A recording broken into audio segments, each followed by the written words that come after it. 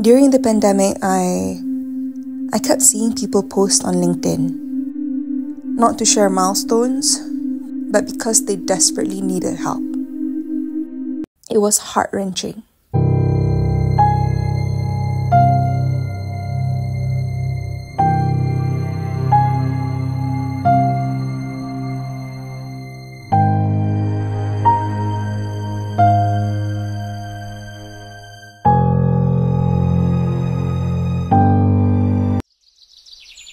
So One Step Closer was born out of the pandemic. At the very beginning, we realized that the white flag movement wasn't just a movement to support people in need of assistance in terms of food,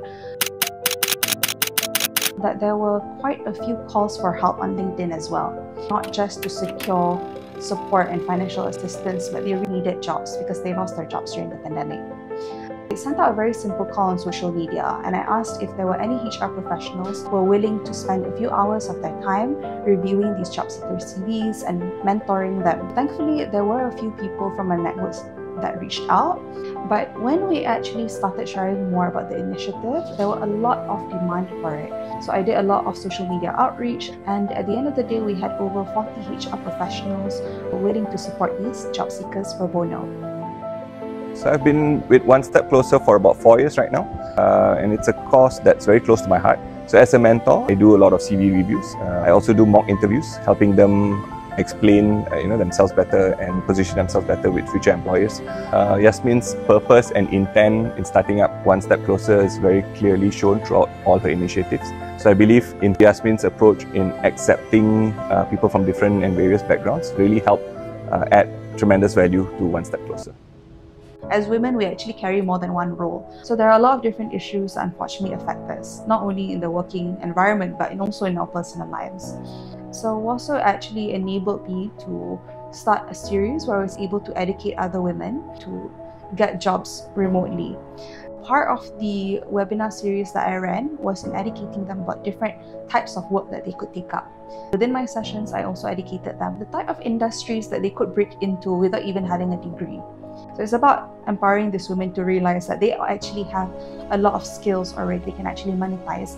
I was part of the organizing team for the Career Comeback program. So my role was primarily for interviewing the applicants and securing the speakers. I think I interviewed 5 women, and she was one of the 5. Once my contract ended, they didn't renew my contract. So I made the decision to bring back my son nearer to my family members back in Kedah, hoping that I would still keep looking to get a job back, but it didn't work out for almost 2 years. Then one of my good friend actually told me that this program called Career Comeback Program, there was a fee of 150 ringgit. So during the selection, there's an interview session, which Yasmin actually interviewed me. So I really wanted to join that program, and I could not afford it, but Yasmin told me that she'll be able to help me out with that fees, 150 and 200 ringgit for the traveling. I was like a bit struggling. I used to earn a certain amount of money. I was able to pay out my commitment, but I had to let go of it. Sometimes I would just have 2 ringgit in my account. I was staying with my sister, and she's paying for the food and everything. So I wasn't really depressed, but there were times when you feel like down. Then that's how, when I was having that interview session with Yasmin, I cried. I don't know, maybe it's just like a bit too emotional. She didn't say much, but I know that she understood my situation. So in the past few years, I've actually been utilizing X as well as LinkedIn. The content that I primarily share are those that are focused on job opportunities, upskilling opportunities, as well as scholarships. So in the past few years, I think I've shared over 3,000 opportunities, and a lot of these opportunities are cyclical.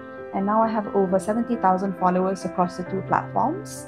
So that actually made me feel very fulfilled, because then I know that my posts actually have impact. I would really like to thank Yasmin back in 2021. She really persevered. There were so many things that was happening in her personal life, and it would have been very easy to just focus on those issues instead of trying to educate others, social media, because now I'm a far more fulfilled individual, being able to actually help others in the way that I want to.